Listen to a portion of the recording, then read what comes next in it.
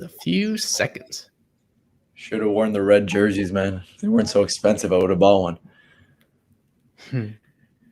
Here we go. Fish Stripes Live here on all our Fish Stripes accounts on Twitter, YouTube, Twitch. Thank you all guys for tuning in as we preview Marlins versus Mets, this highly anticipated weekend series with Fish Stripes interns Kevin Barral, Isaac Azut, special guest Aram Layden. He is, as he says, a longtime Marlins writer, as well as a prospect writer and analyst. As you say on the top of all your pods. And so I have some Wi-Fi connectivity issues going on today. So for the most part, I'm going to hand off to these guys more than I usually do to get through the show. And we'll start with Aram. Just the first thing that's on top of my head is Jordan Holloway, who's not technically getting the start today, but he's expected to pitch, the bulk of the innings. We've seen a few starts from Holloway now, on top of coming out of the pen a few times earlier this year. Bottom line stats are pretty good, but just your general expectations for him in this outing, because he's never gone like that full length starter's workload. We know that he skipped a couple minor league levels just to get up here. What in particular are you expecting from him today? What's he still got to work on to really establish himself as a viable, even back end starter? Yeah, I think the fact that we've seen him be so effective out of the bullpen in short stints is a testament to the fact that he's gotten a lot better and has made some strides. But I think it's really dependent on how much he gets stretched out. I feel like the more we see him get stretched out, the more he runs into issues because, especially second time around the lineup, that 2-pitch mix isn't going to really work. And so really being able to incorporate that third pitch, being able to get ahead of guys, that's really important for him. I don't know if he's quite there yet. I think he's fine out of the bullpen. But when you start seeing him stretch out 3-4 innings, it gets a little bit iffy there. And I think the command right now is just not quite there yet for that of a starter. Well, Alex, as you're hopping in right on time, general thoughts on Jordan Holloway as we head into, I guess you could call it like his quote unquote third start. It's like the third time where he's really expected to handle the bulk of the innings. And he's facing a pretty depleted lineup today. So what are our reasonable expectations for what he's going to do in this outing and what we actually want to, what we really care about, kind of regardless of the results? Yeah, I think Aram got it perfect with what he said. The third pitch is what he needs if he's going to stay as a starter.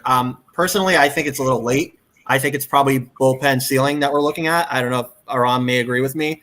I know they kind of wanted him to give him one last chance. He was assigned to Double-A to start the year, and now obviously he's here with all of these rotation issues, and he's pitching multiple innings. So I think that's his ceiling really, is multiple innings reliever. He does have that really good pitch that we've seen him throw a couple of times. It's like I guess they call it a knuckle curveball, but I don't even know what it is. He was saying it's a slider. Game Day says it's a knuckle curveball. I don't know what it is, but it's a good pitch. And then, of course, he has like 95-mile-an-hour fastball, can get it up to 97. So that mix is good. It's good enough for him to get through multiple innings, and I think that's where you'll see him in his future with the Marlins or another team. He's got a really tasty matchup today, as I kind of was referring to. I think, Isaac, you could hop in on this about the lineup that he's facing tonight. We just played the Mets not that long ago, I think about a month ago up in New York, and it's kind of unrecognizable compared to what we saw back then, right? Yeah, it feels like a lot longer though. It feels like it was like a year ago that last time we faced the Mets in New York. A lot of changed since then. That was the whole Anthony Bass called strike 3 hit by pitch walk off the last time we faced them. But yeah, it's a totally different lineup. No Alonso. It's we have a couple former Marlins. Cameron Maybin is in the lineup, so it is. I believe Curtis will open the game, and I think it's definitely a lineup that Holloway would be able to manage pretty well for at least maybe 3 to 4 innings and. This is good. I think it'll be a good test for him as well. And hopefully we'll get the win too. Yeah, Holloway had a pretty shaky start with his first 3 starts. With his first 2 starts, hopefully this third one, with a depleted Mets roster, goes well. It should be going well for him, and we'll see what happens for sure. It's not a good Mets lineup tonight. Nothing crazy. Only big name in there is Francisco Lindor. So besides that, he should be able to. Be dealing tonight for sure. Be dealing some strikeouts and at least go 4 or 5. Well, maybe we should talk about. Sorry. Yeah, go ahead. I was just gonna mention, now that he brought up Lindor, I feel like he's someone that we should spend a little bit of time talking about on the Mets side because he's obviously the biggest name in there and the one with the best offensive track record of anybody on their team, but pretty deep into the year. And I mean, offensively, he's struggling as much as he ever has, like at any point of his career. Like, coming out of it a little bit recently, but I mean, it's no secret. I think probably the vast majority of Marlins fans would agree that if the Marlins had somehow made that big splash and acquired him, everybody would have been thrilled about it. Everybody would have thought it was a no-brainer, a guy that makes your team better. And we're more than a quarter into the year, and he's like one of the weaker qualified hitters in all of baseball.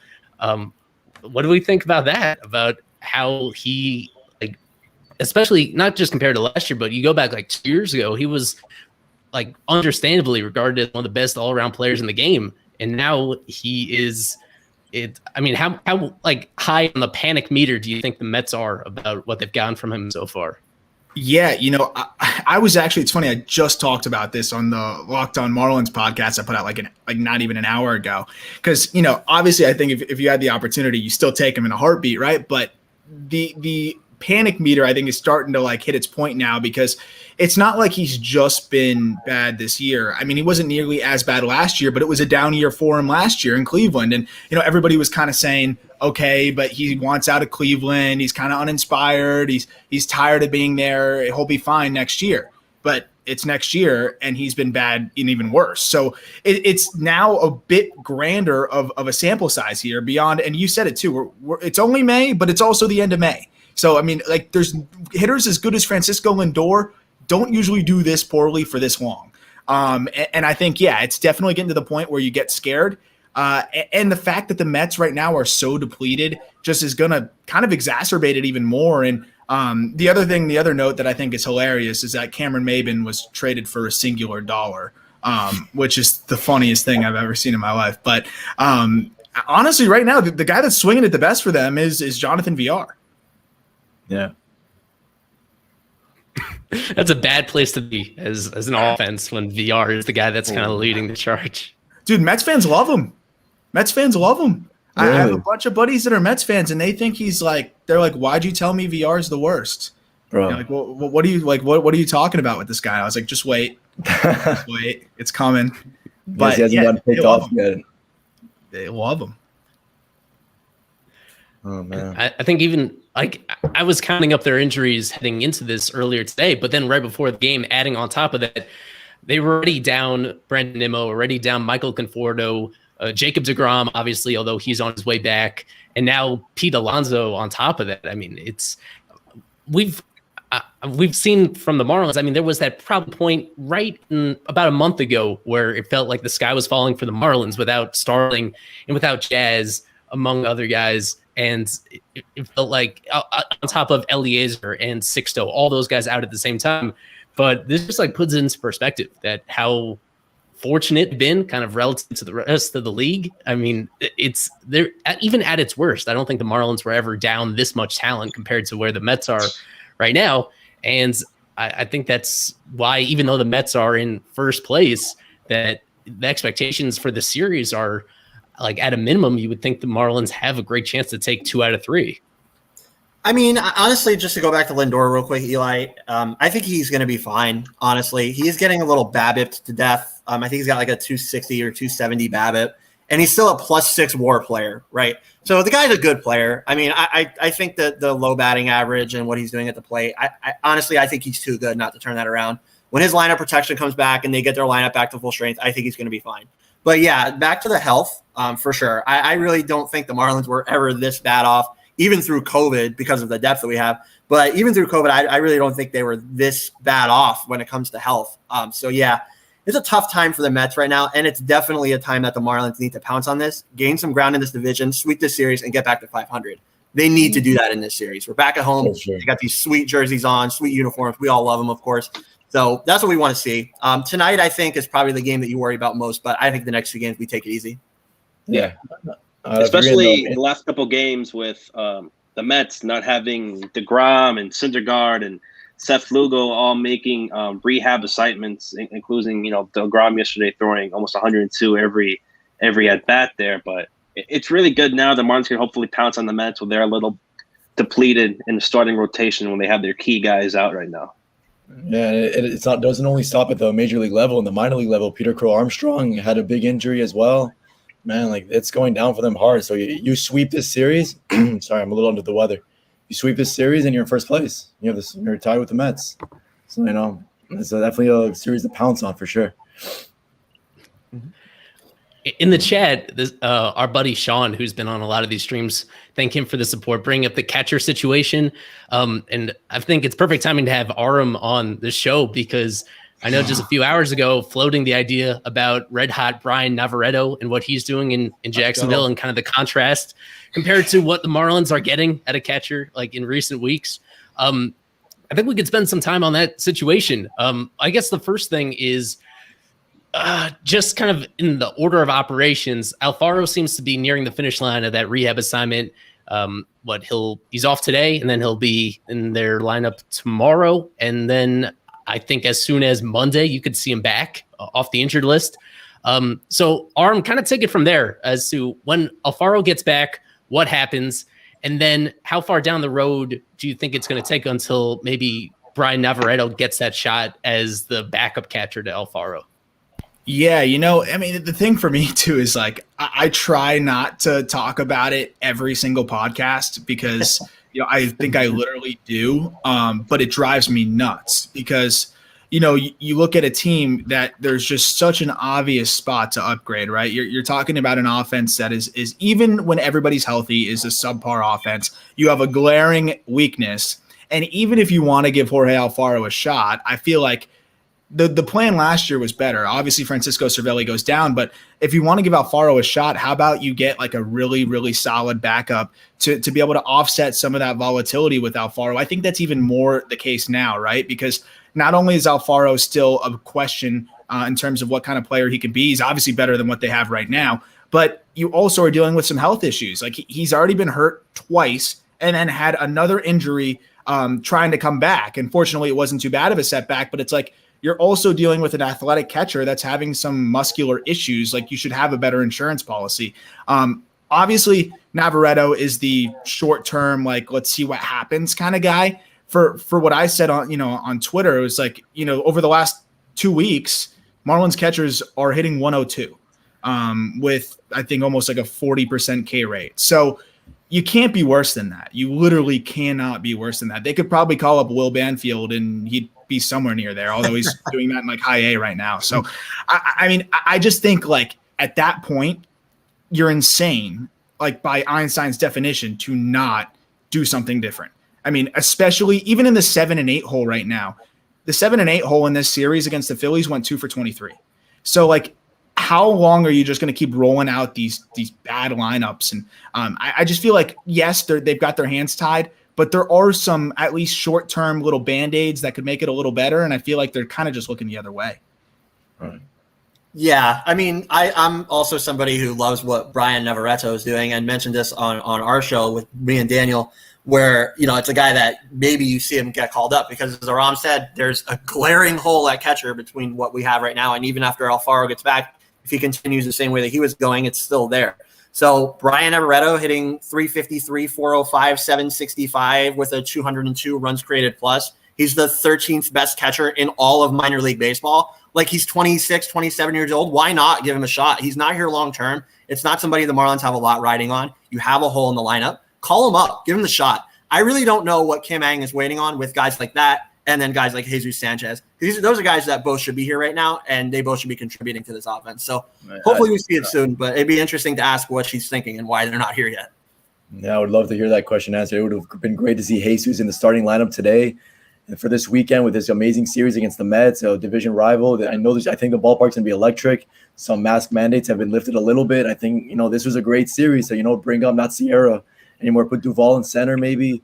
There's just opportunities to do it. Aguilar didn't even start today, so you could have put Cooper at first and Navaretto behind the plate, instead of Leon or Wallach. I'm not sure who it is, but I don't know. I see no reason not to bring up Navaretto at least. I know Sanchez struggled. I think it was 1 for 25, but you know what, dude? It can't be much worse than what's going on right now. So put him in the 7 hole and see what happens. And we'll see why not.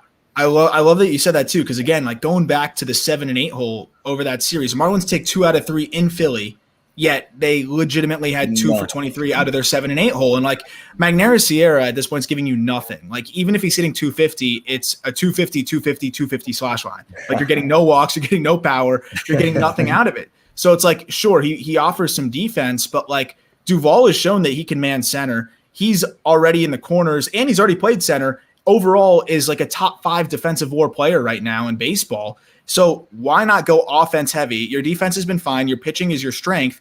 Go with Duvall in center and, call up Jesus Sanchez now. But even if you didn't, I'd rather have Cooper in a corner outfield and just stop playing Magneuris Sierra. It's getting kind of outrageous. Again, they keep rolling out these lineups that are going to struggle, at least at the back end, and expecting something different to happen. I don't even know if they're expecting something different to happen. I'm almost just wondering like what they're thinking. I can't really wrap my head around it. I guess you're worried about not sending Mag Sierra down is that he's going to get claimed, but is he really going to get claimed? I mean, I don't think so. Are we losing a lot?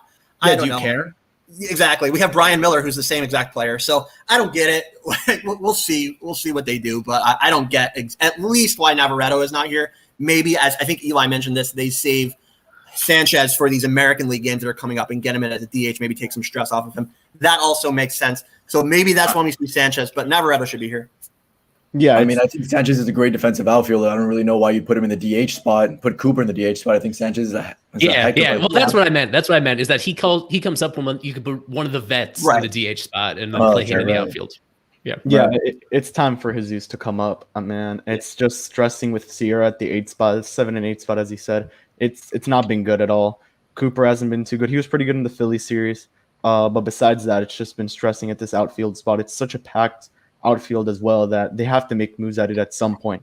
Going back to the catcher, it's been not Sierra, Leon. I mean, Leon most likely is just going to stay there for a little bit longer because of Trevor Rogers. It's been known pretty much. He looks like his personal catcher pretty much, just like in other teams we've been seeing with Yu Darvish and Garrett Cole. But Chad Wallach, he has no business being up there in the majors. I think Navaretto should be up there right now. Wallach has produced nothing. He's not been good defensively. I'm sorry to all the Chad Wallach fans, but he just hasn't been good.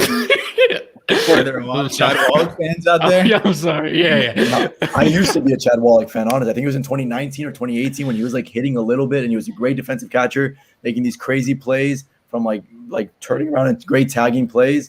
But now he's just not framing very well. He's not hitting at all. Bring out Navaretto, man. I'm waiting. Can't be much worse. Yeah, I think it's important just to be fair to Wallach and that he has had some bright moments in the big leagues, but just not this year. In previous years, just not this year. Or last year. A little bit. Well, at the end a of the little year, bit last year. But yeah, a couple key hits. And I think defensively overall he was fine. But I mean this year it's just hard. It's been the opposite this year with Wallach, man. He just doesn't. He's not getting it going whatsoever. He did have his couple moments with a couple hits, but besides that, defensively, I don't think he's thrown out a runner this year, if I'm correct.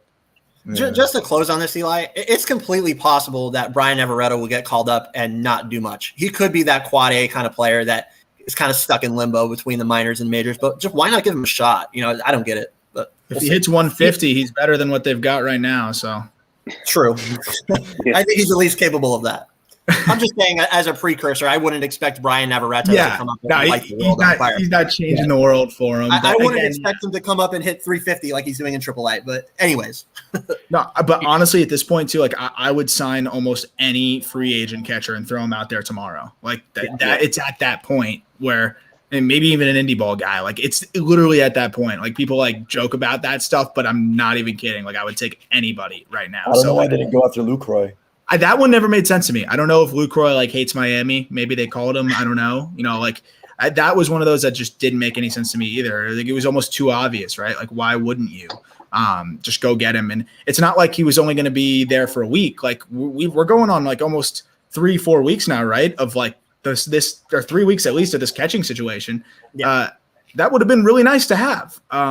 For a lot of reasons. And then you could probably keep him as a backup too, similar to how Cervelli was. And at least you have another guy off the bench that can swing it. Like that's also an underestimated issue here is that both of your catchers can't hit. But then when the other catcher isn't in the lineup, he's not really a bench bat. I'd legitimately rather pinch hit Pablo Lopez than Chad Wallach right now. And that's not even like it's at that point. Like it's at that point. And so you also are giving up a bench spot by carrying these two catchers. And I think that's also a really underrated component of this, because, I mean, I know that's an issue for a lot of teams, but I think most teams at least have a catcher that can hit a little bit better than what the Marlins have from their backup situation. Do you see any trade happening? Because right now there are some trades going on. Willie Adames and Marlins great Trevor Richards just got traded. And do you see anything happening right now? You're like, I don't know, maybe the Marlins could probably trade for a catcher, maybe not release someone at the top, maybe like a Salvador Perez, maybe someone really lower than that. But do you see maybe a trade happening just to rejuvenate the Marlins? Like, I've been begging for that one for so long, man. I've been begging for that. I started at Salvi Perez, and then I went to Christian Vasquez, and this was over like the last offseason. And then I moved on. I was like, Jacob Stallings. I will take Jacob Stallings. And like, I'm sticking with that one. I don't think the Marlins are going to make a move because they're going to, like, Alfaro getting hurt. Obviously, that's unfortunate for him getting hurt. But I also think it's tough because it delays this whole decision process. If he was just struggling over the last 3 weeks, you'd be further along to like, okay, this is the end of the line for Alfaro. But now he's going to come back. You got to give him his fair shot, and then they're going to decide from there. But it's like, if we get to the point, let's say Alfaro struggles or he gets unfortunately hurt again or something like that, I think a month or two in, if the Marlins are continuing to tread water and sit around 500, you have to make a move. To answer your question, I think absolutely, because that is an obvious glaring hole. And to not address that, it's not like the Marlins have some prospects waiting. You know, like with the outfield, if they even had an outfield hole, I would understand why they'd say, we're not going to do that yet. We have a bunch of prospects that are close to being ready. But like with catcher, there's no contingency plan anytime soon. So I would go make a move personally, especially if Alfaro struggles. And to me, Jacob Stallings makes the most sense as a guy that's really underrated. He's not expensive in terms of like price. He's controllable. And, I don't think he'll be the steepest of costs at 31 years old. And he's an upgrade over Alfaro even right now, too, by a good margin. And it's a shame. Alfaro was hitting well before he got injured. It was like that after that walk-off in San Francisco, he was swinging the bat well, and he was like really turning it around, and then the freaking hamstring. Yeah, but I'm with you, man. I don't think they can go. I don't think they can continue without making a move for someone. Obviously, Wilson Contreras would be a pipe dream, but Jacob Stallings would be a move. Definitely, anyone. Just they can't. They have no one. The best thing with this team when it comes with the Marlins is they have assets to give up. They could give up players and they can make a trade work out because they have good farm system. I don't think they'll give up all the top prospects, but they could give up mid to lower tier prospects for a guy like maybe Contreras or a mid tier catcher in this league. How many years of control does Contreras have? One more after this year. No way she's going to do that. Yeah. Yeah, I think the ship sailed on Contreras personally. I think, as Aram said, that a guy like Stallings, who's on the Pirates, which are a rebuilding team, throw them a mid-level prospect or two, pull him back, and he's far and away better what we already have in the majors right now. So that's a name that makes sense. There's a couple more out there, but that one also, now that Aram has said it, it definitely sticks out. So, yeah, I think lesser on Contreras and more on a lower-tier guy or an underrated guy, not even lower tier. This guy's pretty decent. I mean, he's like a 260 career catcher. So, yeah, I mean, bring him over, deal from the depth, get rid of a lower-tier prospect, and see what he does. It can't be any worse than what we got. And I think they need to cash in on the prospects a little bit too. I mean, we're seeing a lot of them struggle a little bit out of the gate, but that's natural, especially the guys that weren't at big league camp. Minor league camp was a bit of a mess for the Marlins. Got shut down early. From what I've heard, it was a bit of a mess. So like a lot of the players didn't get their live ABs, and I think that's why you kind of saw like a Connor Scott get off to a hot start because he was in big league camp, and then some of the other guys in high A have been struggling a little bit. But overall, like you have a lot of outfield prospects. You can't keep them all. And, as you move on here, some may have their value decrease. Some may have their value increase. But I think you got to cash in here and your system can handle it. Like it's still going to be a very, very good system. But you can't keep them all. And I think the way the Padres have done it, where, the Marlins aren't going to have those kinds of assets to that degree. But the Padres were able to make some moves for like an Austin Nola and to go get some of these other guys that they gave up a decent amount, but they didn't really trade from the elite prospects. They didn't give up Abrams. They didn't give up Gore. They didn't give up those really like Campusano, none of those top 5 or 6 guys for the most part, but they still were able to give up really quality, middle of the pack in their top 30 prospects that can get you some pretty solid ball players, which again, you're just cashing in here on guys that probably aren't going to move the needle for you at the big league level. You never know what's going to happen, but I think that makes the most sense You're not trading Blade, you're not trading Max Meyer, you don't even have to trade Encarnacion. But there's so many other guys that I think the Marlins can trade from. They have a lot of depth there, and I think it would be ill-advised not to cash in. I think right now, this season is the time to do it. And another good option might be a guy like Mitch Garver. He's on the Minnesota Twins. That team is pretty much almost like a rebuilding team. They're 15-28. He's only 30 years old, and makes good sense for the Marlins to go after a solid catcher like Mitch Garver. Yeah, add some power to this team. They need it. Good defender. I've looked at that too. I love it, and for them it makes sense too because they have Jeffers, and he's the catcher of the future for him. He's been great. He's a good prospect, and I think that's a great name too. Sure. We're barely half an hour away from first pitch here between the Marlins and the Mets, and I guess focusing a little bit more on what's going on in this game tonight. I looked it up pregame. I was not aware of this until today that Corey Dickerson in his career against Marcus Stroman, he dominates him. 424, something like that. Off the charts, and it's not like a tiny sample. It's 34 plate appearances from like 3 different seasons, from like 3 different teams. That's going to be a lot of fun just to see that one matchup. Not just the average, but a couple of home runs, because with Dickerson, I'm sure we've all are aware of this, how Dickerson he's a confusing guy because overall this season, like he's doing some positive things, especially getting on base at one of the higher clips on the team, but still not hitting for any power whatsoever, which is just a total head scratcher. Because if you look at like this, especially the season right before he signs that free agent deal, like he was slugging better than ever. And like the fact that he's this deep into the season and like not really doing anything in that department, he's just, he's drawing his walks and he's slashing it from line to line. I think he probably leads the team in balls that go right over the first base bag or right over the third base bag. Like it's fun to watch him do that. It's just not as valuable as hitting it over the wall. So this is a good chance for him to get it going, I would hope. And it's going to be tricky though, because you just don't know how often he's going to be in the lineup now that Cooper is finally hot. This is like the issue that we were kind of looking at coming out of spring training, where it's 4 guys for 3 spots between Duvall and Dickerson and Cooper and Aguilar. And now finally that Cooper has kind of like woken up for that slumber. It once again creates these interesting challenges where like tonight, one of the most highly anticipated games of the year, a good homecoming for Aguilar after like tearing it up on yet another road trip, and he has to ride the bench.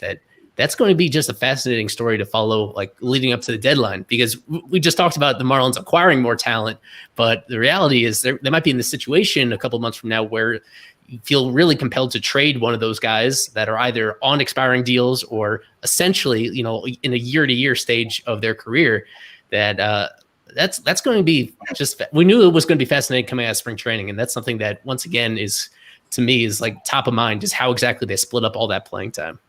Yeah, this is something, and I think because you mentioned it, Eli, I think the time would be coming close, or if not right now, for Corey Dickerson because of everything that you just said. He's one of the better hitters on the team right now, but he's also the luckiest guy on the team. Look at his BABIP of 375. That'll tell you everything that you need to know. So Is this a trade high moment for Corey Dickerson? I think it is. I think they should trade Corey Dickerson, get Jesus Sanchez up here, bring in maybe some more prospects or maybe something else that you need. I would definitely deal him right now, though, because what he's doing is not sustainable, and he's not hitting the ball for power, like you said. He's a liability on defense. He's on an expiry contract. I think this is the time to trade Corey Dickerson to open up that. Some of the money too. I would definitely eat some of the money too to maximize the return. Exactly. Agreed. Yeah, I think you'd have to eat the money regardless. That no one's going to pay for him. I don't think anybody wants him. That. When you combine the defense, the limited power in today's game, which is just so driven by power, the tough year last year, I agree. I mean, if you can find a suitor, you trade him. One team that I actually think would may be interested in him is the Yankees. Yeah. The Yankees need a left-handed bat in the outfield. They are desperate right now. I mean, they are totally banged up. We know the Marlins have a communication line with them. They're comfortable making trades with them. Dickerson could make sense. The Marlins eat some of the money. The Yankees don't care as much. And he's a guy that his power would play up, in a Yankee stadium. When I look at Corey Dickerson, he seems like one of the guys that, I mean, his power disappeared last year too, but even more so this year, where the changes with the baseballs, they don't impact to Giancarlo Stanton because 450 feet or 430 feet doesn't make a difference. The Miguel Rojas's, the Corey Dickerson's, although Rojas is coming on strong now, but his home run to fly ball rate is down this year. The home run to fly ball rate across the league is down, and Marlins Park obviously is going to expose the changes in the baseball more than anywhere. Corey Dickerson's not a high exit velo guy, so I think he almost knows that. When I look at Dickerson, I see a guy that almost doesn't even trust that he has the power that he once had or is able to, produce the power that he once had. I know it's the choke up with 2 strikes thing, but it doesn't even look like he's trying to do damage up there very often. And I always talk about it on the podcast. I'm like begging Dickerson to do damage. I always say that. And like, he gives you a flash of it where he squares up like one baseball and you're like, well, there's that power swing. And then you don't see it again for a while. And I don't know if the Marlins can find a suitor for him, but if you look at like the net value between the defense that he does not provide, the lack of production, right? Like he's sitting 300 or 290 now, but it's still an OPS around 750. So it's like he's a guy that has to hit 300 right now with the way he plays to be able to even have a competitive OPS or an above average OPS, not to mention it's at a premium offensive position where he's not playing great defense. I think Jesus Sanchez is an instant upgrade power wise. I think he's an instant upgrade defensively, but I don't know how the Marlins find a suitor for him outside begging the New York Yankees to take him and convincing them that he's still good. Well, I mean, I know you hate to trade within the division, but what about this other New York team? Look at what outfield they're starting tonight. I mean, again, I know you don't want to trade within the division because then Corey Dickerson goes to New York and he kills the Marlins because that's always what happens. But I think that could also be another place for him to go because they need to be able to damage control right now with everything they have going on with Kevin Pillar that's going to be out for what looks like a long time and other injuries. They have Cameron Maybin hitting third in their lineup. Why not ask the Mets, hey, take Corey Dickerson? Can't be any worse than what they have. So I think that's another place that he could probably go. But if there's a place for him to go, wherever it is, I think you trade him right now. Yeah, one other potential option is like swap for another expiring undesirable contract, of a reliever or something like that and kind of offset the money. I think, Kim Ng can get creative there, but I do think you have to open that spot up sometime soon. It's only a more cluttered situation when Marte comes back and now that Jesus Sanchez is forcing his way into the big leagues. I mean, it'll be almost ridiculous to not call him up. And it's almost getting to the point of being ridiculous. It is already. when he goes 2 for 4 and his batting average drops, yeah, it's getting to the point where it's ridiculous. I think in a week or so, it's going to get to the point where it's like you can't ask any other question to lead off every press conference. So I think they're probably thinking about it right now. I'm curious what Eli thinks because I remember talking to Eli about this in the offseason. Like, what do the Marlins do with Dickerson? And Eli's like, they're not going to find a trade partner for him. He's doing a little bit better now, but it's still going to be tough. I'm curious what Eli thinks. Yeah. Well, like regarding Jesus, yeah, he's at a point where, I've seen some people, obviously, I think a lot of us are on board with the fact that he should be up ASAP or at least extremely soon. And the people I've seen fight back against that are like concerned that he won't get everyday starter playing time right away, given how this roster is constructed. And I believe we're at a point where you have to call him up kind of regardless of that, where it's so obvious he has nothing left to learn down in AAA. And that even on a great night from this offense, like last night, that there's a need to have more bats on this team, kind of regardless of no matter what. Like if you have any priority on winning this year, then he's someone that should be on your team no matter what. So I think the first move that happens is he gets called up. As much as we like to focus on the trades now, I think what happens first is he gets called up and you end up sending down, whether it's Isan Diaz, whether it's that extra reliever to make it 13 pitchers, 13 position players. I think that's going to happen it's a matter of days at this point and I think that best fit comes on this upcoming road trip once you get that DH spot. So once he comes up, then of course the focus turns to you kind of wipe the slate clean from what he did at AAA. You have to see how he actually looks in these major league games before you do anything drastic in terms of like clearing out someone that's actually producing at the major league level. Like there'll need to be that buffer period in late May and early June where he actually needs to perform a little bit. He needs to at least show you those flashes because there just were not that many flashes of him doing positive things during that first call up last year, which is why they kind of planned this team without him in the big leagues because of how he kind of fell on his face that first time up. So there'll be that in-between period for some portion of June. And I mean, depending on how that goes, I'm pretty high on him. I do think he has that potential to be a really good, really exciting everyday player with that great power potential, if nothing else, even if there are some questions about his discipline and some questions about his decision-making as a fielder and all that. Like, he's not a perfect player, and I don't think the ceiling is as a superstar, but he's someone that should make this team better if he does like go into that everyday role. So I think, yeah, what's tricky is how exactly you rearrange this roster around him. The easy answer is if somebody gets hurt, unfortunately. And I think that's kind of why they're like approaching this very gradually, because they've seen the injury rate across all of baseball this year, like the soft tissue injuries that everybody seems to be coming down with, that as much as it feels like at the moment they have a surplus of those corner outfield bats, we're not that far away potentially from like them actually having that like natural opening for him if somebody gets hurt.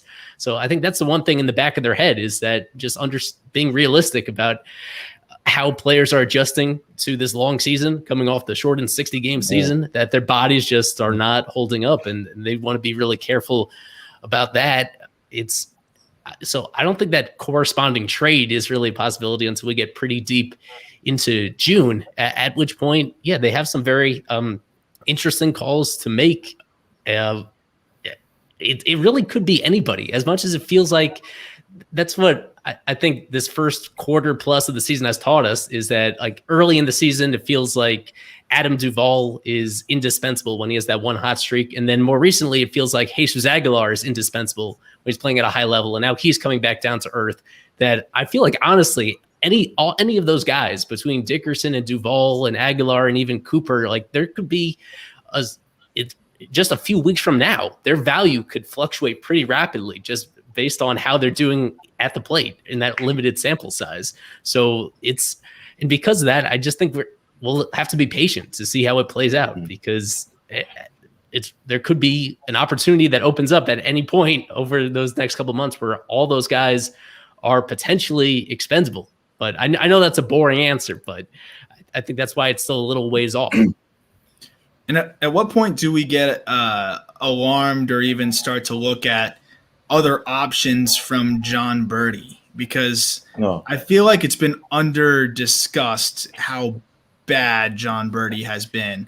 And that was kind of like another point. And I love John Birdie. Like, don't get me wrong. I love John Birdie, and I want to give him more of a chance than this. But, like, how many guys on the Marlins roster can barely hit their weight right now? And the Marlins are still winning ball games, right? Like, you have Magneuris Sierra. You have Chad Wallach. You have Sandy Leon. You have Isan Diaz. You have also John Birdie. Like, these are all guys that are literally providing you negative offense. And that is a lot of your roster spots used on guys that are giving you nothing. You know, at what point do you look beyond that? I mean, you know, bench spots aren't what they used to be in terms of value, but you kind of hit on it, Eli. Like, clearly the Marlins are very adamant about giving certain players days off, and clearly injuries are rampant throughout the league, and depth is as important as ever. But the Marlins' depth is really, really bad this year, in a lot of ways. Yeah, and boy, Birdie really has taken that step back. And you think about it, him and Sierra, you don't need them both. And Birdie in the outfield, you can't have that arm in the outfield. I don't know if you remember the Braves series in the playoffs. Bro, you saw it. You can't have him in the outfield. You don't need him and Sierra. Sierra has no options, even though eventually I think he might have to move on as well. But for now, you don't have Birdie hitting below 200. You don't have Sierra hitting below 200. You don't have them both on the bench starting for guys like Jazz and Isan Diaz as well. I think they need to definitely call someone up that has more potential offensively anyway. And like Jesus is a huge upgrade over all of them. So I don't, I really don't see the sense that she's making right now. I'm so depressed about Birdie. I was pretty high on Birdie entering this year. I was so high on Birdie too, man. I love John Birdie, but it's been rough. I think he's a great ball player, but it's clear. I mean, the playing time he's had this year is almost identical to last year at this point. So I think that's a useful point of reference. And just across the board, it's just not happening. And even as a base runner, I mean, that's the one thing, is that you thought at least if he gets on base 30% of the time that he's going to be stealing at a really high rate. I mean, that's his track record both in 2020 and 2019 and in the minor leagues. And the fact that he's already been caught a couple times in that aspect, that, I mean, his margin for error, like in terms of actually being a replacement level player and something better than that, you hope that he's just not going to be there if he's not running the bases at the same clip, and he's definitely not going to be there if he's just not hitting. So yeah, and I mean, what Aram just brought up is that there aren't any of those other really prototypical utility guys in the minors that get you excited. I mean, you don't get excited about Eddie Alvarez or Luis Marte, like, and they're good guys. I get excited at least about Eddie Alvarez. About who? But at least I mean, Marte is hitting a little bit in the minors right now. He had a 3-run homer the other day. Yeah. The thing with, it just opens up the possibility if you don't feel like you're tied to Birdie, if you're willing to option him or do something even more bold about that, maybe you don't need like a prototypical super utility guy. There are other ways maybe to like build this roster to get more offense in there without like sacrificing what you do defensively. One thing that I've loved about this team coming out of spring training is that defensively, they're a great defensive team at so many of these positions. I mean, the infield, most of all, with Jazz and Miggy Rowe and Brian Anderson, that on a team like this, like the super utility guy just isn't as essential as it would be on other teams just because of how those guys are really good all-around players, even if they're not all established superstars yet. So that's one other thing impacting Birdie is that when he did get a chance to play extended time with both Jazz out and Brian Anderson out, he didn't take advantage of that. And I think we are getting pretty close to the point where you have to consider different options for this roster where, you don't feel tied to him, even as much as he did the past couple of years, that he's as quickly as people fell in love with him, we should be willing to just accept what he is this season and how it is holding them back. Absolutely. No, it's definitely a little bit frustrating because, this time last year in 2018, you're 20, 25 games under 500. Here we are, close to Memorial Day. We're 3 games under with a chance to be in first if we sweep the Mets. You got to be making, aggressive moves, in my opinion. You can't be running out the 7-8 hitters that you had in the Philly series. I think there's just moves to be made, and it's a little frustrating, too, to see the lack of moves happening a little bit anyway. Because I think we're 3 games under 500, man, and I'm happy about that. And they're not really, like, taking advantage or looking for things, it looks like. Yeah, at the end of the day, I think the goal for this team as of right now is just make the playoffs. Yeah. I think just big roster moves have to come in for this to happen. I mean, Birdie, I don't think is going to help. Zero isn't going to help. Wallach is for sure not going to help. I mean, there's just a lot of guys on this team right now who are bench bats and just aren't going to help. I think the Marlins should start maybe looking into the second generation of guys in the AAA, like Jesus Sanchez, Lewin Diaz could be a pretty big factor right now for this team, especially in American League games with the DH. I mean, this is just the team right now who I don't think will make the playoffs with the team constructed right now. And again, injuries are a big thing that is happening, not just to this team, but a lot of other teams in MLB. I mean, the Mets is a big example here. But right now, this team really needs to just get some run support for these pitchers who have been very good this year. I mean, Sandy had a great game last night. Pablo's been pitching pretty well. Trevor's been pitching like the NL Rookie of the Year. So Cy Young too, yeah.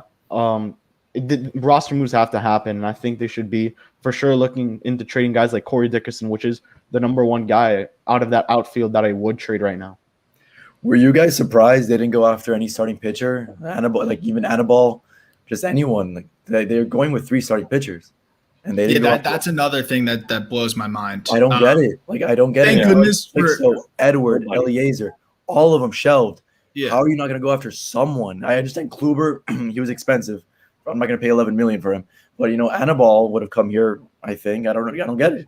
I think anybody, they were. I don't know what the record is now, but up until the point where I talked about it on the podcast, they were like 3-10 in those bullpen games, and that again, it's almost like mailing it in to me. I felt like some of those games they legitimately were mailing it in, and that's how I feel sometimes when they put these lineups forward. It's like, you went how many times around the rotation here with just 3 actual starters? I think Anibal had like a setback in his you think he cut his finger or something ahead of his workout. That might have delayed things, but like there were so many veteran arms out there that I think you could have signed for cheap that could fill in. I know the Marlins were hoping that Gio Gonzalez could be that guy, but then when Gio retired, why not replace him with another guy like that? That was surprising to me because it's like going with a 3-man rotation and then going bullpen games twice out of every 2 out of every 5 days. Again, just insane to me. And the bullpen's been really phenomenal. It's been one of the best stories, but like, why tax the bullpen like that? You know, you'd rather roll out there some guys that like really aren't ready to be stretched out like that. Like Cody Petit has been one of the biggest saving graces if he can even continue to be half decent over the next few starts to buy this team some time as Eliezer gets closer. But it's like, if the 2 starters, if Sixto and Eliezer were close to returning and it was only a couple, like 2 weeks or whatever, then I'd understand it. But it was a long time. It's almost been a month and a half now. And until June, they still got more time. You know, Eliezer's making his way back, but that's another reason why, like, I think people should be optimistic about this team and why the Marlins should look to do something is because they're 3 games under 500, as you mentioned, Isaac. And like, they are not only getting their 2 starters back, they're getting Sixto Sanchez back, one of the, most exciting young pitchers in baseball. Eliezer Hernandez was phenomenal last year. And at the very least is a very, very solid back end arm. And they're getting their best hitter back probably in Starling Marte, although the way Jazz is swinging it right now, you could argue that, he's the best hitter right now. But regardless, you're getting a lot back. And then, of course, Alfaro, who's better than what you have. So, like, I agree. I mean, it's early. We're in the end of May. But, like, you have an opportunity now. The NL East is banged up. The NL East is underperforming. I'm not saying mortgage the future, but you can make some moves that help you now without compromising the future. And I think right now it makes sense for the Marlins to do that.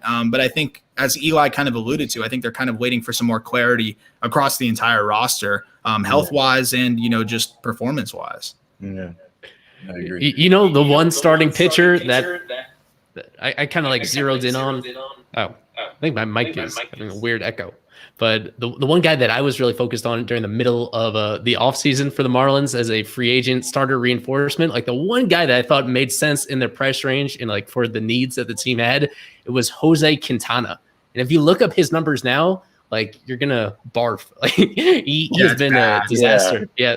The one guy that I kind of picked up that I thought, wow, he would fit in really well with them. If nothing else, he'd give them like some innings. He's kind of been a disaster. But the most important thing to me over the offseason was to have somebody that you could trust to eat innings every single 5th day. I mean, that has turned out to be just the simple issue is that they do not have that one guy that you can slot in there in either of those back 2 rotation spots until finally like Cody Petit broke through. And but all things considered, I mean, as you guys pointed out, like they've been effective at treading water in that now they're hosting the first place team in the division. And if they sweep the team, then they're tied with the Mets. And they are like, it's just incredible that they've kind of lucked out, in my opinion, with how all these other teams in the division have kind of fallen short of expectations. That I think, generally speaking, we may have over-exaggerated like how stacked all these other teams in the division were. Just because they were going for it, just because they're determined to win, doesn't mean they actually built their organizations in a way that was conducive to like being a great team. That I think that's one thing that got mixed up. Just because those teams wanted to win more than the Marlins did this year didn't mean that there was actually that big of a deficit, in talent between them. And we should know that as well as anybody after 2012. Just because you load up doesn't mean you're built to win. Not only 2012, 2015, 2016, 2017, those teams were built to win. It doesn't mean anything. And when you do look at it, this series could really just change the course of the season. I mean, you win, you're in first place. You lose this series, you might be at the bottom of this division and maybe just be looking a little bit into selling a couple of these guys. But if you win the series, you're tied in first place. You try to make some moves to stay in first place because then that's the goal. You have to stay in first place to make the playoffs or at least second place to get the wild card. This team, I think, it's been known they want to do that. So, yeah, once again, this series could really change things, especially this game, since that lineup isn't strong at all that the Mets are coming out with. Their pitchers, Marcus Stroman, a pretty good pitcher. He's never faced the Marlins, so it's going to be interesting to see what happens. Besides that half an inning that he played that got rained out, he's never faced the Marlins. So, once again, this could really just change the course of the mindset of the Marlins going into the next series and this whole season, possibly. Yeah. Did that half inning? Did that count? Like, are they resuming that? Yeah. So They're that resuming hit that. that because Corey Dickerson had a hit in that half inning off of him. I was curious if that Yeah, counted. towards that's why, his because if numbers he too. gets traded, for example, he'll have a chance to get 2 hits the same day, technically. You know, Oh yeah. that's what Craig Nish said. Then who starts on base? Jesus Whoever Sanchez. their first batter is. This is something You Eli would know. This is You something got to Eli use a would know. pin. You got to use a pinch runner. You So you're replace burning. him. You have to burn a bench guy. What if I just? Yeah. I think What if so. I refuse to use a pinch runner? Then what?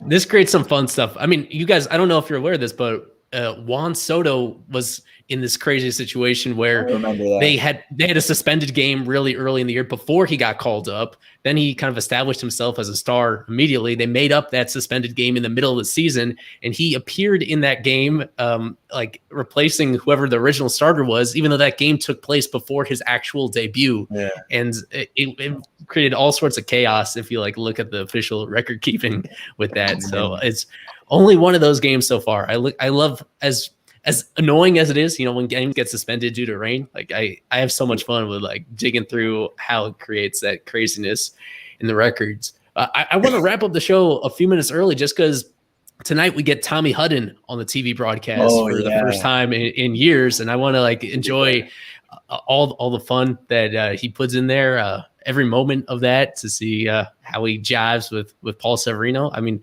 let's see, if we think about it, I think he must have done like a game in 2018. I think he did a few games that year, like in the middle of the season, but I believe it's the first time since then in like 3 years that he's done it. So we finish off just with like some predictions for this series, starting with Isaac, how these next 3 games are going to go. The AAA Mets coming in here with like all their missing players and the Marlins. You know what, with Tommy Hudden tonight, Jordan Yamamoto at some point this weekend, Pablo Poteet at home, the energy with the new uniforms. It's a sweep, man. It's a sweep. That's my prediction. I mean, I was right last time with the Philly series, but I think this time they can really get the energy of the ballpark. They're back home. It's gonna be a really fun weekend. I'm gonna try and go tomorrow. I think it's gonna be a really like season-changing, altering series. I really think so. So I think they're gonna sweep the Mets. And what you got, Kevin? Yeah, same here. I think they'll sweep the Mets. I mean, this is a AAA team, as you said. The only good pitcher that's as of now going to pitch for them is Stroman. We still don't know who the other 2 are. The Marlins, this is their moment right now to take over this division, and as we said, season-altering series right here for the Marlins. Yeah. But what do you think about this, Aram? Next 3 games. So, you know, I don't know if you've listened. I think one of the trends I've had through the podcast, I literally had a review left the other day, like, enjoy the show, but you should refrain from giving series projections because I think you jinx the team.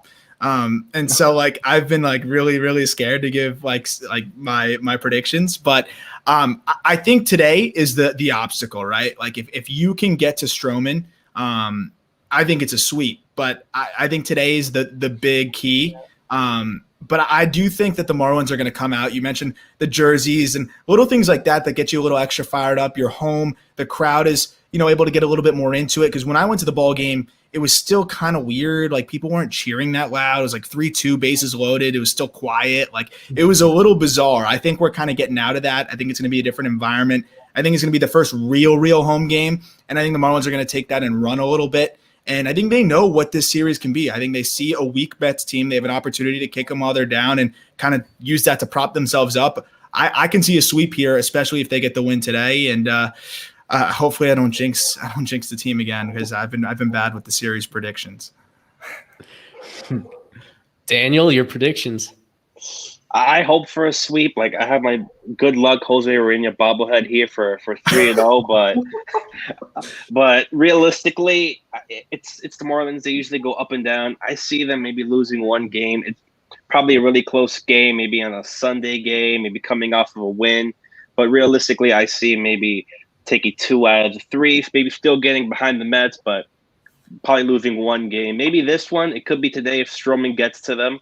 But if they can't get to Stroman, like Aram said, I think the Marlins could potentially get a sweep.